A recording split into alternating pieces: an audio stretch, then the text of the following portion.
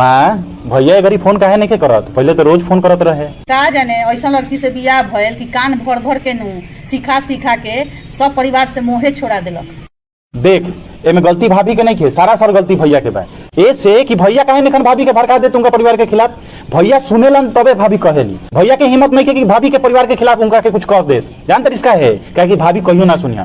भैया अपना परिवार ला ईमानदार नहीं खने, ई परिवार भैया के नु कइले बा।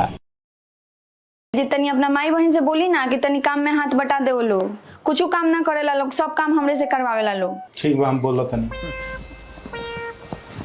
माँ तुम कर घर के काम में हाथ काहे ना बटावेलू? जाना हाथ बटाओ तनी यही खातिर तार बियाह कोनी हो।